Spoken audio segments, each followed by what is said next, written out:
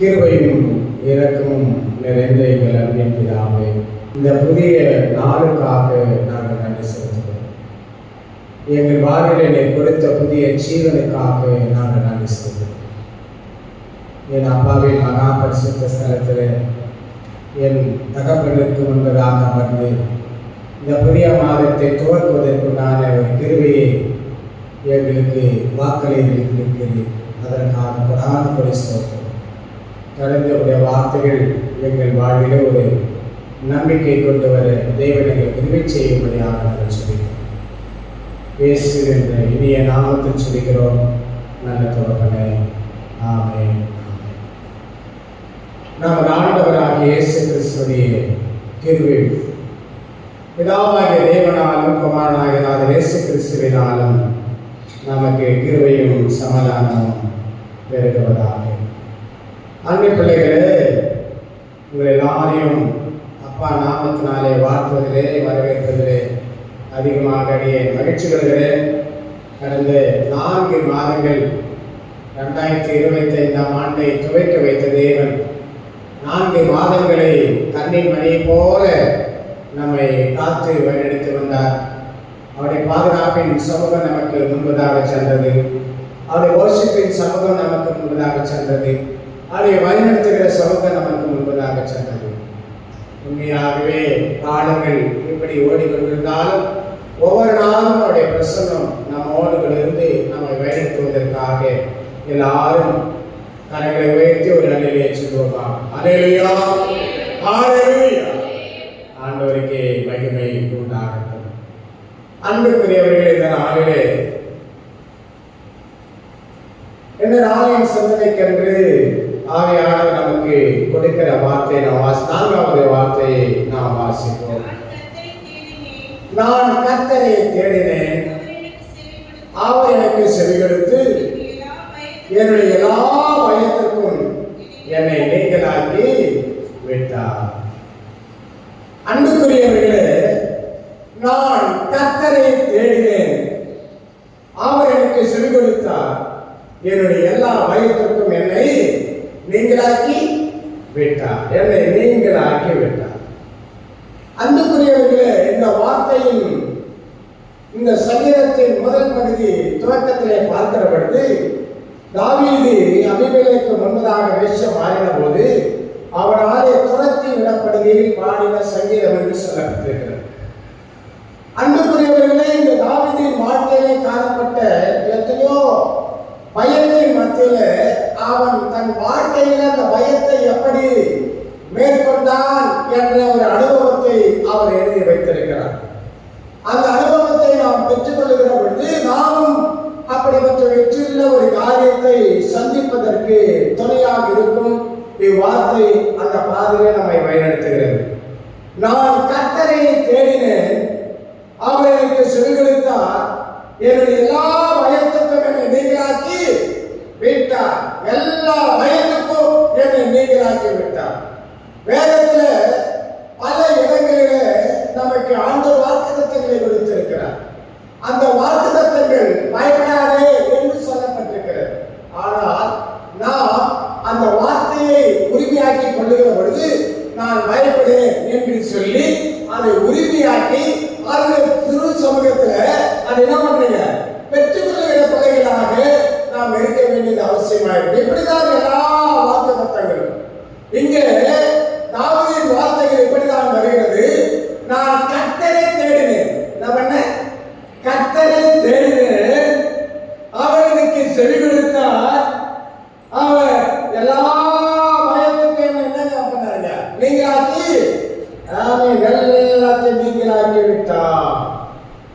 அன்புக்குரியவர்களே, மண்ணுடைய வாழ்க்கையில ஏதோ ஒரு விதமான பயங்கள் ஏற்படுத்தும்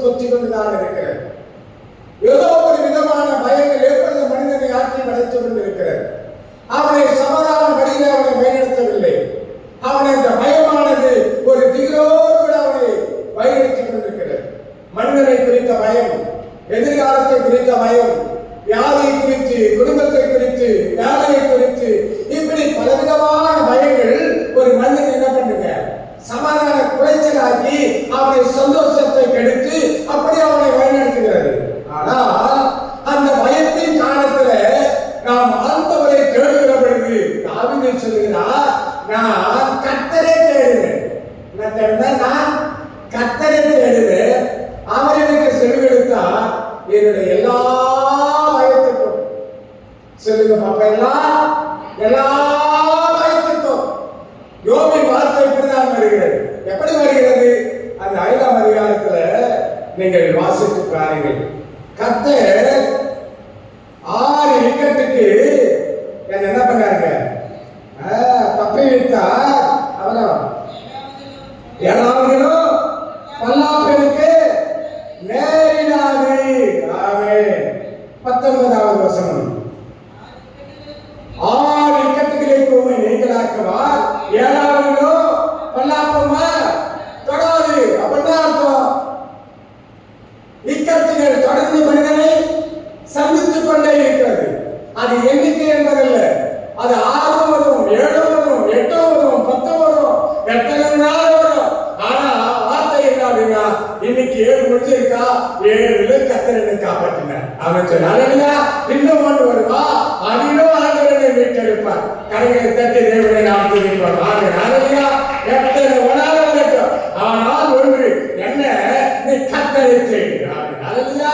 மருந்து என்ன? கர்த்தரை தேடு. பயத்தின் மத்தியிலே கர்த்தரை தேடு. குறைச்சலின் மத்தியிலே கர்த்தரை தேடு. பயத்தின் மத்தியிலே கர்த்தரை தேடு. எல்லா நிலையிலே குறைவின் மத்தியிலே கர்த்தரை தேடு. ஆமென். அல்லேலூயா. நீ கர்த்தரை தேடுகிற பொழுது அவர் உனக்கு செவி கொடுத்து உன் எல்லா பயத்துக்கு என்ன பண்ணுவாரா? உண்மையாகவே கடந்த காலங்களிலே பார்க்கிற பொழுது இப்பொழுது வரைக்கும் எத்தனையோ விதமான பயங்கள் நம்ம ஆட்கொண்டு இருக்கிறது. வியாதியின் ஒரு பயம், அது அநேகரை ஆட்கொண்டு இருக்கிறது. எதிர்காலத்தை குறித்த ஒரு பயம் நம்ம ஆட்கொண்டு இருக்கிறது. வெறும் மனிதனை குறித்த பயம் நம்ம ஆட்கொண்டு. வேதத்துல பல இடங்களிலே ஜனங்கள் எதற்காக பயந்தார்கள் என்று சொல்லப்பட்டது. அசிரியனுக்கு பயந்தார்கள், எகிப்தியனுக்கு பயந்தார்கள், அமெரிக்க மக்களுக்கு, மீதியானர்களுக்கு, எதிர்நாட்டு ஜனங்களுக்கு, ராஜாக்களுக்கு பயந்தார்கள், குடிமமான மக்களுக்கு பயந்தார்கள். ஆனால் கர்த்தர் எல்லா இந்த பயத்திற்கு தமது பிள்ளைகள் என்ன பண்ணாருங்க? நீங்களாக்கி விடுவித்து ரட்சித்தார். இது தாவீதின் சாட்சியாக இருக்கிறது. இன்னும் அழகாக பாடால் ஒரு வார்த்தையை வாசிங்கள். சங்கீதம் 3:16 வாசியுங்கள். சங்கீதம் 3:16.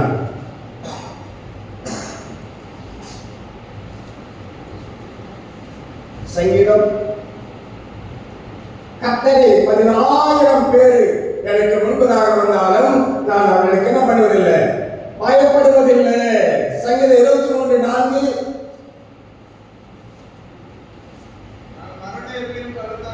நான் மரண இருளின் பள்ளத்தாக்கிலே நடந்தாலும் பொல்லாப்புக்கு பயப்படேன். பொல்லாப்புக்கு நான் பயப்படவில்லை.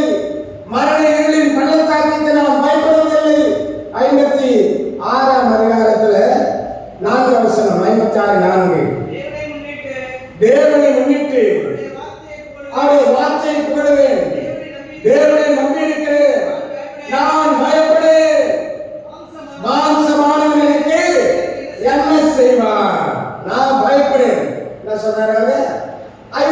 நான் பயப்பட மாட்டேங்க, நான் பயப்பட மாட்டேன். மனுஷனுக்கு என்ன செய்வான்? 11ஆவது வசனம்.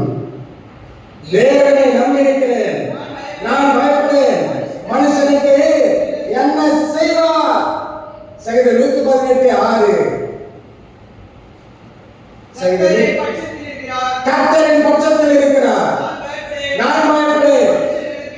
மனுஷன் எனக்கு என்ன செய்வான்?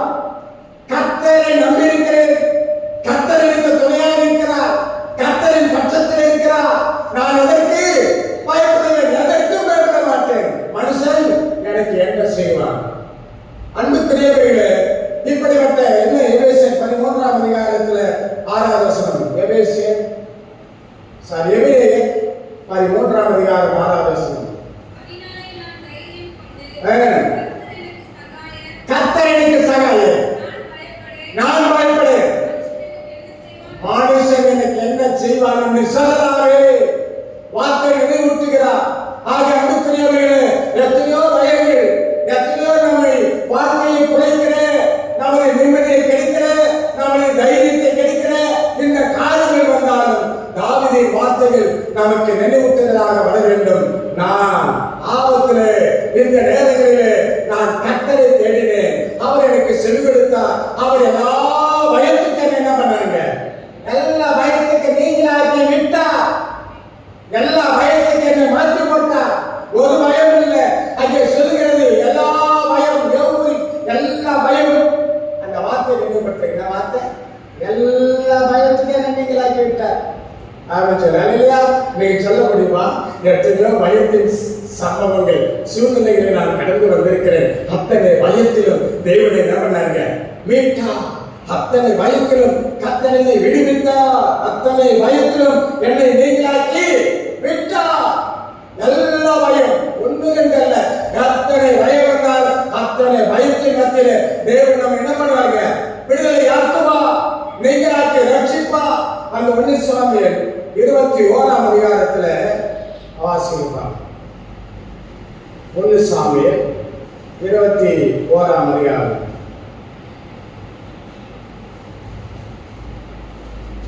12 இருந்து வாசிக்கும்.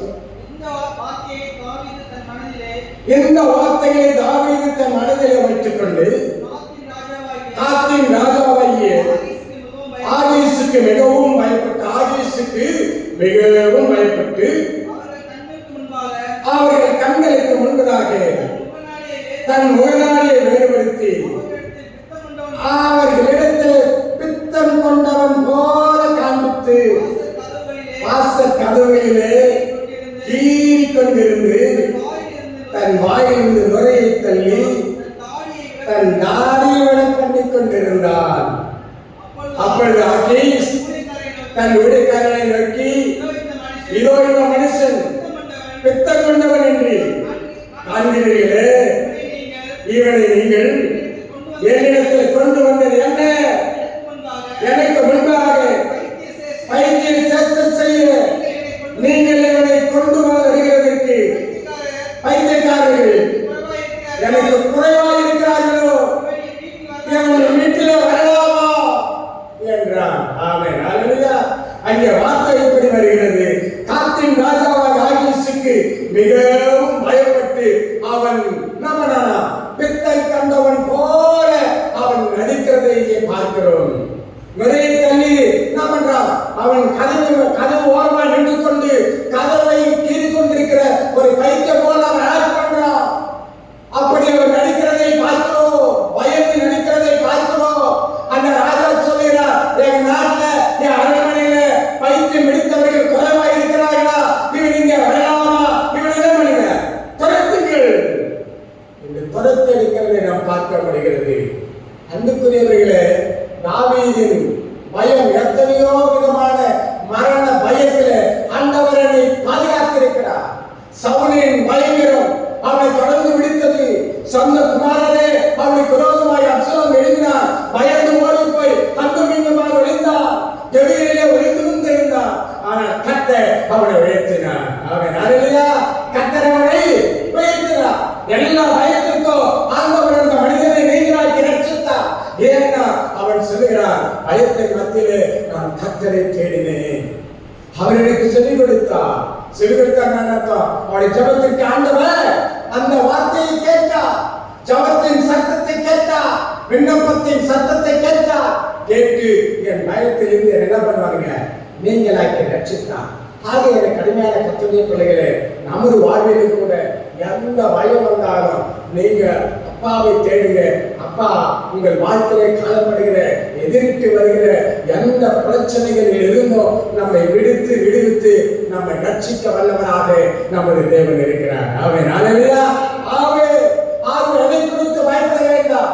எந்த வியாதி குறித்தோ, எந்த பிரச்சனை குறித்தோ, எந்த பிளாப்பை குறித்தோ ஆண்டவருடைய திருவசனம் எப்படி வருகிறது? அந்த எகிப்தியனுக்கு பயப்படாதே, அந்த பார்வோனுக்கு பயப்படாதே, அந்த அசீரியனுக்கு பயப்படாதே. இப்படி பயப்படாத யாராருக்கோ அந்த இடத்திலே வைத்துக் கொள்ளுங்கள். யாருக்காக நாம் பயப்படுகிறோம்? இன்னொரு சம்பவத்தை வைத்துக் கொள்ளுங்கள். எந்த சூழ்நிலை எதிர்காலத்துக்காக பயப்படுகிறோமா? பிள்ளையின் எதிர்கால வாழ்க்கைக்காக பயப்படுகிறோமா? அல்லது எந்த காரியத்திற்காக பயப்படுகிறோம்? அந்த சூழ்நிலை வச்சு அந்த சூழ்நிலை மத்தியில் கூட நான் பயப்பட மாட்டேன். மரண பள்ளத்தாக்கு வந்துச்சு, மரண நெருங்கி வந்துச்சு, மரண வாசல்ல வந்துட்ட, ஆனாலும் நான் பயப்பட மாட்டேன். ஆமென், அல்லேலூயா. அது ஒரு சந்தர்ப்பம். தாவீது சொல்லுகிறார், மரண வாசல் வரைக்கும் வந்துட்டேன், ஆனா இல்ல, மரண பள்ளத்தாக்கின் வழியே போனாலும் கூட நான் என்ன பண்ண மாட்டேன், பயப்பட மாட்டேன். ஆண்டவர் என்ன இருக்கிறார். அதுதான் தாவீது அனுபவம். கர்த்தர் எப்பொழுதும் கூட இருக்கிறார். கர்த்தரை நம்பி இருக்கிறேன், கர்த்தரை நம்பி இருக்கிறேன், கர்த்தரை பட்சத்தில் இருக்கிறார். மனுஷனுக்கு என்ன செய்வான்? மனுஷனுக்கு நான் ஏன் பயப்படணும்? நான் பயப்பட மாட்டேன். ஆகையாலே அந்த வார்த்தையிலே நாமும் சொல்ல வேண்டும். கர்த்தரின் பட்சத்தில் இருக்கிறார். சொல்லுங்க பாப்பா எல்லாரும், கர்த்தரின் பட்சத்தில் இருக்கிறார்.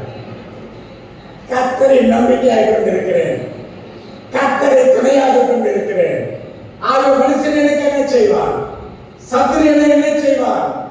நிறைய நேரத்துல சத்துரு இப்படி கொண்டு வந்துட்டான் பிரச்சனை, சத்துரு இப்படி கொண்டு வர போராட்டத்தை, சத்துரு இப்படி கொண்டு வருகிறான் பயத்தை. ஆமா, எழுச்சி நாமத்தினாலே நீச்சலும் கர்த்தரை அங்கு இருக்கிறார். அந்த சத்துருவின் கொண்டு வருகிற சகல பிரச்சனைகள் என்ன பண்ணுவாங்க?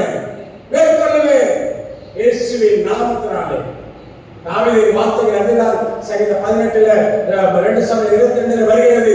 என் தேவனாலே என் கர்த்தராலே ஒரு பதில நான்கு சேனைக்குள் பாடுவே. யாரால? என் கர்த்தராலே, என் தேவனுடைய நாமத்தினாலே, என் கர்த்தருடைய நாமத்தினாலே. ஆகிய கருமையான கர்த்தருடைய பிள்ளைகளே, நீங்கள் பயப்பட வேண்டாம். 6 வந்தாலும் சரி, 7 வந்தாலும் சரி, பட்டக்காலே பட்டாலும் சரி, கட்டக்கூடிய கட்டாலும் சரி, கர்த்தர் எங்களோட இருக்கிறார். நடவுவேன், அந்த பயத்தின் பள்ளத்தாக்கை தாண்டுவேன், அந்த பிரச்சனையின் பள்ளத்தாக்கை தாண்டுவேன், அந்த சோதனையின் பள்ளத்தாக்கை தாண்டுவேன். ஆவடியால் ஒரு சந்தர்ப்பத்திலே தன் உயிருக்கு பயந்து தன் மனைவி என்ன பண்ணாங்க?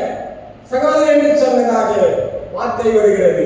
ஏன்னா என்னை கொண்டு மனைவி நிமித்தமாக என்னை கொண்டு போட்டு விடுவார்களோ என்று ஒரு பயம் அவனுக்கு. இப்படி கர்த்தருடைய பிள்ளைகளே, கர்த்தருடைய பிள்ளைகள் தான். ஆனால் நம்ம அறியாமலே ஒரு பயம் நம்ம என்ன பண்ணுவீங்க?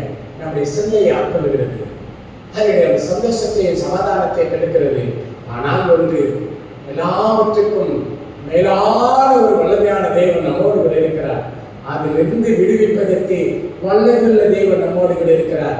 ஆகவே எந்த சந்தர்ப்பத்திலும், எந்த சூழ்நிலையிலும், எப்படிப்பட்டதான காலகட்டத்திலும் நான் பயப்பட மாட்டேன். கர்த்தரை கூட இருக்கிறார், கர்த்தரை கூட இருக்கிறார் சொல்லி அந்த தைரியத்திலே நம்ம என்ன பண்ண இடத்துல ஆரோக்கியம் கடந்து செல்ல வேண்டும். இந்த அனுபவத்தை தான் கடந்து அருமையான தாவீது சொல்கிறார். 6வது வார்த்தையை வாசிங்க. 34:6. இந்த ஏழை கூப்பிட்டான், கர்த்தர் கேட்டு அவனை அவன் எல்லா இடுக்கங்களுக்கும் நீங்களாக்கி ரட்சித்தார். இந்த ஏழை கூப்பிட்டான், கர்த்தர் கேட்டார், அவன் இடுக்கங்களுக்கெல்லாம் நீங்களாக்கி ரட்சித்தார். அவனே இந்த இடத்துல யாரு? அவன் பாரு தன்னை போனார். இந்த ஏழை this poor man, அந்த ஆங்கிலத்துல இந்த ஏழை கர்த்தருக்கு கூப்பிட்டார், கர்த்தர் கேட்டார். அங்கே கர்த்தர் செவி கொடுத்தார்.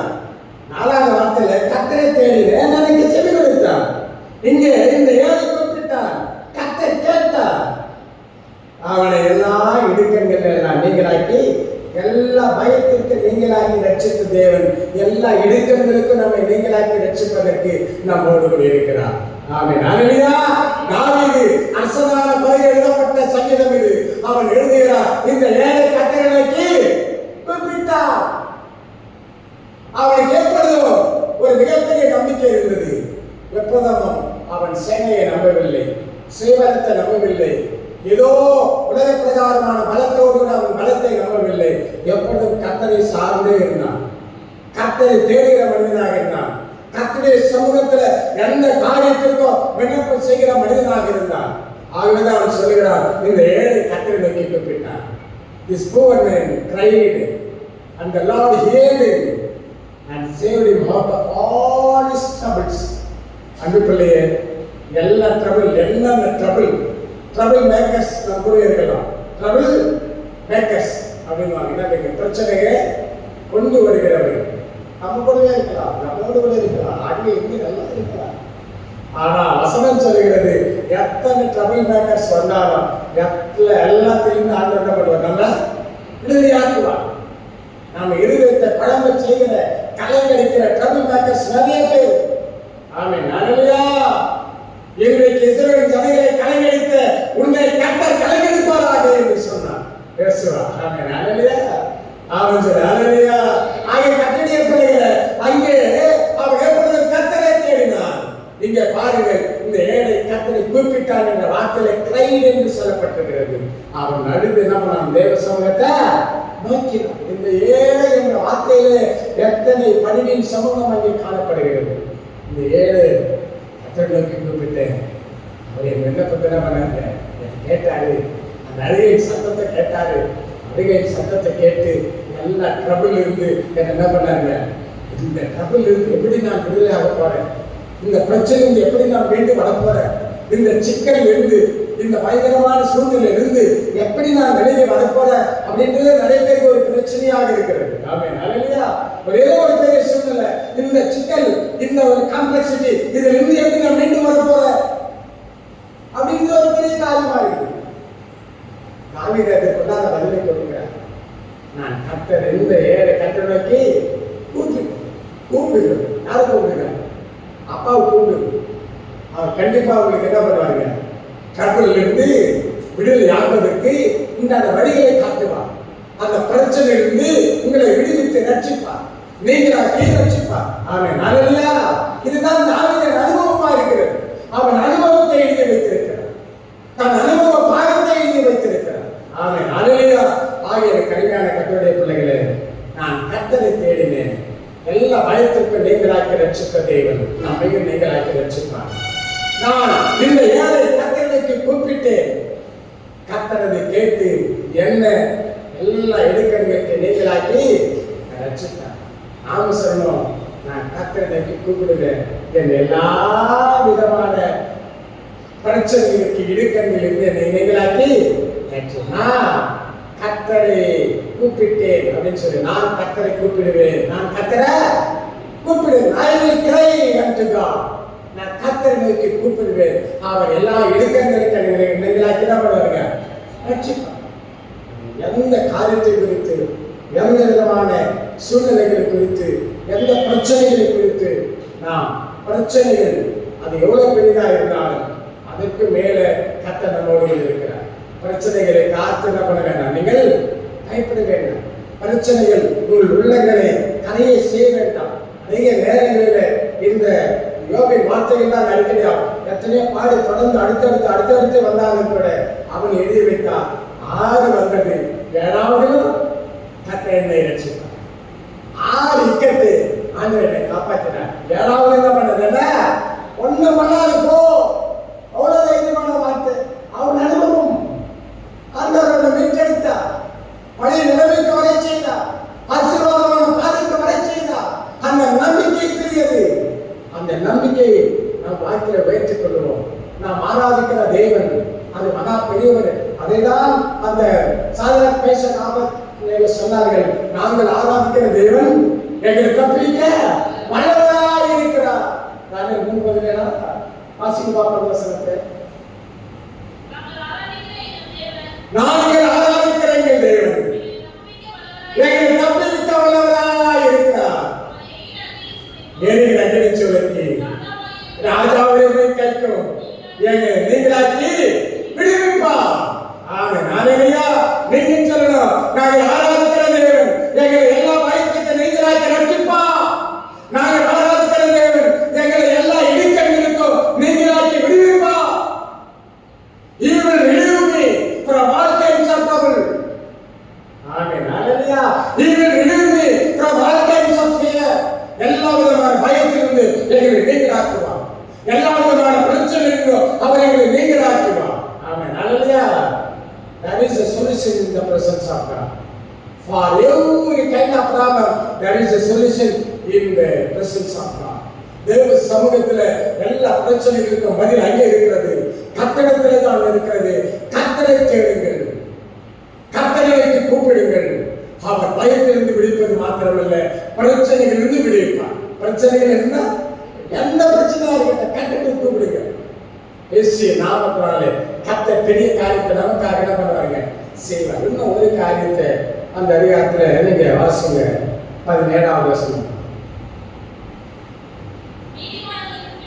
கர்த்தர் கேட்டு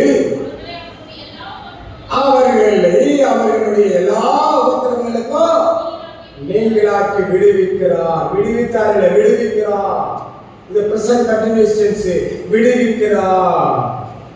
தன்னுடைய அனுபவத்தை சொன்னவர் இப்படி நமக்கு அந்த தைரியத்தை கொடுக்கிறார்.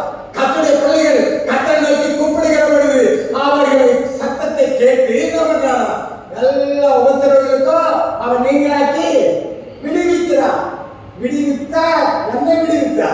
என்னை விடுவித்த தேவன் உங்களை என்ன பண்ணுவாங்க? விடுவிப்பார். அப்படி விடுவிக்கிறார் என்று சொல்லி ஒரு விசேஷ உடன்படிக்கை வார்த்தையை தேவ சத்தத்தை ஆண்டவர் நமக்கு கொடுக்கிறார். ஆமென். ஹalleluya.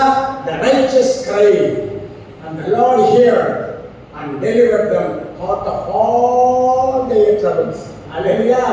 அல்சல்லா என் ட்ரபிள்ல எல்லா ட்ரபிளும் என்னை விடுதலையாக்கினார் என்று சொன்ன தாவீது ராஜா இப்போ எல்லா கர்த்தருடைய பிள்ளைகளை பார்த்து சொல்லுகிறார், நீதிவான்கள் கர்த்தரை நோக்கி கூப்பிடுகிற பொழுது அவர்கள் சத்தத்தை அவர் கேட்டார்.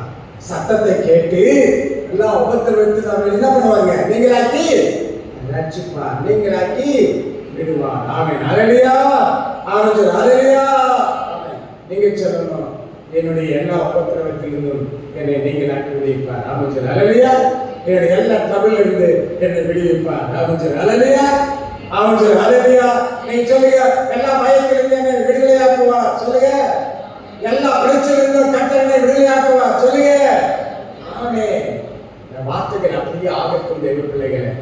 ஆகவே நாளைக்கு என்ன நடக்குமோ நீங்கள் பயப்பட வேண்டாம். உன் எதிர்காலத்தை குறித்து பயப்பட வேண்டாம். உன் சரீர சூழ்நிலைகளை குறித்து பயப்பட வேண்டாம். தேவனை நோக்கி காத்திரு. அவருடைய சரியான வழியிலே வழிநடத்துவார். உனக்கு உண்டான வழிகளை அவர் காண்பிப்பார்.